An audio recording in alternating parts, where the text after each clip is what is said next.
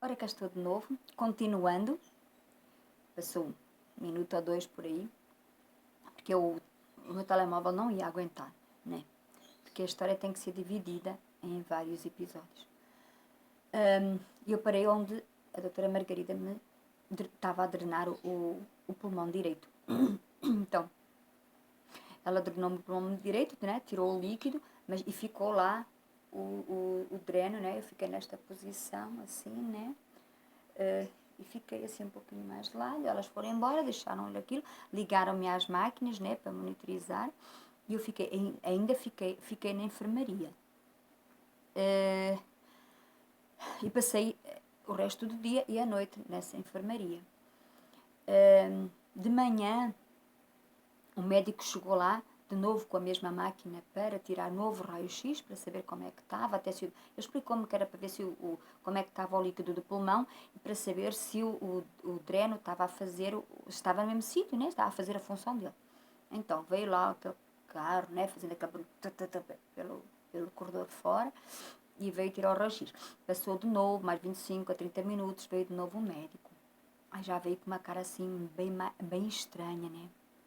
Ele falou assim para mim, eu chamava-me de Rosinha, assim, olha Rosita, lá vai, já tenho uma má notícia, vamos ter que fazer a outra maldade, uma outra maldadezinha, porque o teu pulmão esquerdo também está com líquido. Mas como tiveste aquele problema, tiveste uma paragem cardíaca, então nós vamos te levar para um quartinho ali reservado, onde eu fiquei depois a saber que era o UTI, onde as pessoas estão ali em estado ligado às máquinas, em estado pior, né? Vais ali para um quartinho, ali está lá uma senhora do teu lado, também estava ligada às máquinas, e é lá que nós vamos fazer isto, já não vai ser a doutora Margarida, vou ser eu que te vou fazer, já estás ligada à máquina, né? Já estás ligada a essa maquinazinha que está a ler os teus batimentos cardíacos, a respiração, a pulsação, isso tudo, foi-me tudo muito bem explicadinho, e lá vou eu, né? Correu tudo bem, a treinar o pulmão esquerdo correu tudo bem, mas pronto, eu fiquei lá, passei essa noite também, essa noite eu já passei lá onde se chama UTI, né? Bem onde as pessoas estão ligadas à máquina. Passei lá à noite, de manhã acordei com, não sei o que aconteceu durante a noite, de manhã acordei com máscara de oxigênio, não sei, também nunca me foi explicado, né? E isto foram-se passando os dias, né? Os dias foi passando. Vinha aquela máquina de fazer o raio-x várias e várias vezes ao dia, vinha várias vezes ao dia, o médico dizia que estava a evoluir muito bem na parte dos meus pulmões. Pronto. O que era para eu ficar 2, 3 dias no hospital, não. Prolongou-se por muito essa parte. Prolongou, na minha cabecinha eu sabia que já tinha passado 4, 5, 6, 7 dias, então que... Mas até ali eu ainda estava mentalizada, é só isso, mais nada, né? É só isso e vamos embora. E nisto o meu marido não podia visitar, porque eu estava nesse quartinho, né? Onde as pessoas ficam ligadas às máquinas. No suporte de vida, né? O meu marido não me podia visitar. Então, os dias foram passando e eu comecei a piorar, né? Até lá eles só me diziam, eu escutava que os médicos a falarem que eu estava pior, né? Que não sabiam porquê que eu estava a piorar daquela maneira assim, né? Tinha que haver uma explicação. E mandaram-me fazer uma, uma ressonância magnética, um TAC, fiz um monte de exames. E eu era levada, os bombeiros, né? Que me levavam de um hospital ao outro, porque não era feito naquele hospital, que me levavam, eu ia acompanhada do médico, né, porque eu continuava ligada às máquinas, eu ia acompanhada do médico e de uma enfermeira.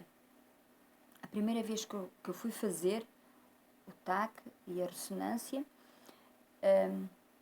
escutei, quando, foi muito estranho, eu escutei, não sei se era a técnica que faz esses exames, se era a médica, se era a enfermeira, não sei. Sei que ela virou-se para uma outra senhora que estava do lado, a senhora estava de bata verde, então não era nem médica, nem enfermeira, devia ser auxiliar, né?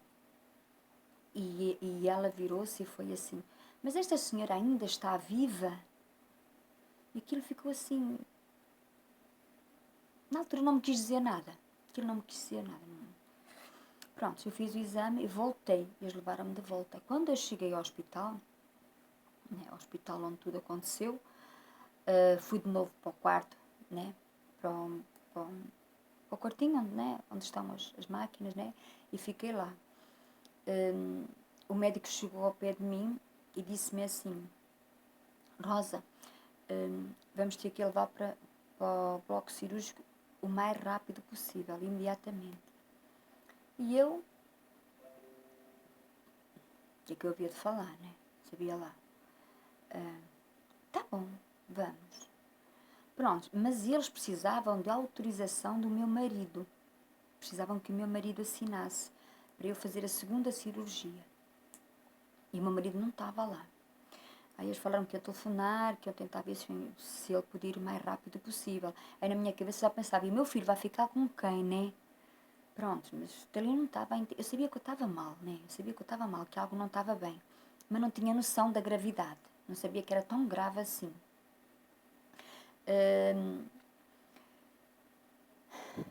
Houve um espaço de tempo naquele dia, não tenho bem noção se foi naquele dia ou se isso aconteceu depois no dia seguinte, se eu fui operado naquele dia ou no dia seguinte. Só sei que o meu marido não chegou a tempo e eu piorei muito rápido. Então eu lembro-me, escutei o médico a falar, eu abri os olhos, eu já estava entubada. Entubada, aquele tubo que nos enfiam pela boca dele. E eu não lembro de eles terem colocado aquilo em mim. Não lembro, não sei o que aconteceu ali, não sei se eu perdi os sentidos, o que é que foi. Sei que eu cochilei, lembro, estava muito cansada, sentia-me exausta, cansada, não sei se eu cochilei e abri os olhos e eu estava com a boca aberta, tentei fechar a boca e não conseguia, foi que eu reparei que eu tinha um tubo e do lado eu tinha assim, o que parecia ser um balão, não, um balão, e uma sonda pelo nariz. Eu fiquei muito aflita, né? E chegou lá a enfermeira ao pé de mim, falou para eu ter calma, que eu ia ser operada, que tinha piorado um pouquinho e que eu ia ser de novo para a sala, eu ia de novo para a sala cirúrgica e que eu ia ficar bem, que eu não ficasse preocupada. E depois perguntou-me, o seu marido não conseguiu vir a tempo de você ser operada, você consegue assinar? E eu fiz assim, né? Foi tudo tão rápido, como é que eu estava ainda bem, né? E acredito que sejam horas, ou não lembro se foi naquele dia ou no dia seguinte, ou estava já nessa situação, né? Então, eu fiz assim, porque ela foi assim, levanta a mão, eu tentava, eu não tinha, o cérebro mandava, mas o corpo não obedecia. Aí ela falou assim, eles prepararam-me, né? E o médico perguntou se o meu marido já tinha chegado. E lembra a enfermeira ter falado assim, não, o marido não conseguiu chegar, ainda não chegou. E ele disse, tem que ser agora, tem que ser agora. Então, a enfermeira falou para mim assim, nós vamos conseguir, não vamos, Rosa? Eu acenei assim. E ela pegou na minha mão, colocou a caneta entre estes dois dedos e fez assim, eu faço um R por si, tá bom? E eu fiz assim. Ela foi lá, eu lembro, estava assim, né? Boca aberta, né? E eu lembro, se eu fechar o olho, eu lembro que ela fez um R, né? Ela fez assim um R. Ótimo, aí eu fui, paguei, lembro, antes de ter apagado, lembro de abrir os olhos e estava assim uma luz muito grande, assim, estava já no bloco operatório e fui operada, né? Onde cheguei no outro dia e eu tinha na minha frente um dos meus filhos mais velhos, que eu não sabia, mas entretanto os médicos tinham, e eu dei ao meu telefone, que eles tinham arrumado, né? Quando a gente é internado, eles ficam lá com tudo. Eles tinham ficado com o meu telefone e eles foram lá buscar os números dos meus filhos, os mais velhos, e telefonaram para os meus filhos que fossem, porque eu estava em estado muito grave. E eu não sabia, né? Nisto, eu tinha uma filha na Suíça, e essa era que foi a que deu mais complicação para ela vir.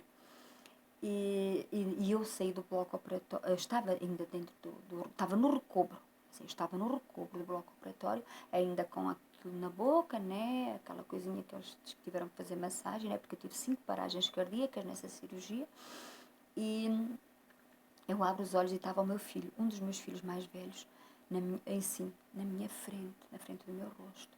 Lembro como se fosse hoje. Um, e eu não sabia o que estava a acontecer. Lembro-me que eu queria respirar por mim e eu não respirava. Eu não fazia o movimento de respirar. E a enfermeira reparou que o meu olhar devia ser de pânico, né? O que é que se está a passar comigo? E ela chegou ao pé de mim e explicou-me: olha, Rosa, o que está a respirar por si é o suporte de vida. Não se preocupe, eu sei que não é você que está a respirar, mas você está bem, está bom? E eu acenei com a cabeça que sim. Eu pensava que o pesadelo tinha acabado, mas não, acho que só estava a começar. Depois, parece que o meu filho se estava a despedir de mim, né? Foi uma coisa muito estranha. Ele só chorava e falava para mim: força, mãe, tu vais vencer, tu vais vencer. E eu acho que até ali ainda estava mentalizada que estava tudo bem. Estava tudo bem, para mim estava tudo bem. Pronto, fui operada mais uma vez, está tudo bem. Mas não estava como da primeira vez. Eu estava com uma septicemia aguda. Sepsis aguda, né, que chama infecção generalizada a todos os órgãos. Porquê? Porque na primeira cirurgia eles tiraram um pedaço do meu intestino, né, onde foi perfurado, porque foi perfurado o meu útero e o meu intestino. E eles tiraram um bocado do intestino, que já estava mal, né, e cozeram o útero, né, aquela parte onde tinha sido rasgado, mas não me limparam. Eu estive mais de 12 horas com o meu organismo cheio de fezes. Foi aí que isso passaram-se 8 dias, foi 8 dias que eu fiquei com essas fezes no meu organismo. Daí que gerou uma sepsis aguda, né? Que é a infecção de todos os órgãos, generalizada, né? Depois dali, não sei, é que a gente perde a noção de quando está dentro do hospital, se perde a noção. Aí eu não sei se foi naquele dia, se foi no dia seguinte, quando eu fiquei no recobro, não sei. Sei que o outro dia eu acordei, estava lá nesse mesmo quartinho para onde eu tinha ido e por ali fiquei dias sem conseguir comer, a sonda eles não tiravam, né? Foi muito, muito, muito sofrimento, não há explicação. Eu não consigo, até hoje, eu não consigo entender como é que o corpo humano, como é que o nosso corpo está preparado para suportar tanto sofrimento. Não está. Eu não consigo, tive vários dias sem poder comer, né? Os líquidos era só o soro. Eu lembro que eu tinha uma sede insuportável. E a enfermeira chegava lá e molhava o algodão e passava só nos meus lábios. Eu queria até chupar, ela disse que não podia chupar o algodão. Eles passavam a noite do meu lado, revezavam o enfermeiro. Um dia, umas tantas horas ficava um, outras tantas horas ficava o outro. Eles trocavam o colchão porque me machucava, já estava tão magra que me machucava, os meus ossos machucavam-me. Lembro-me de um dia, eu senti um frio horrível, insuportável. Estava em cima de mim o que se pode chamar de um ar-condicionado, jorrar ar gelado em cima do meu corpo. Eu não percebia porque que era aquilo. E houve um dia que eu acho que era de tarde, eu tinha tanto frio, mas eu não tinha força para me mexer. Depois estava toda cheia de fios, de tubo, né? Chegou o momento em que já tinham tirado o catéter dos braços, que já não aguento. A minha veia simplesmente não suportava mais. Colocaram no pé, depois já não dava no pé, colocaram aqui no pescoço. Tem duas pintinhas. O meu filho depois diz que eu parecia um vampirinho. E eu tinha tanto frio, que eu coloquei com estes 2 dedos. Eu tive horas para tentar puxar o lençol por cima de mim. Chegou lá assim a enfermeira e disse: Rosa, o que é que você está a fazer, por amor de Deus? Não pode fazer isso. E eu comecei a chorar. E ela disse: eu entendo, você está com frio, não está? E eu acenei com a cabeça que sim, porque eu não tinha força nem para falar.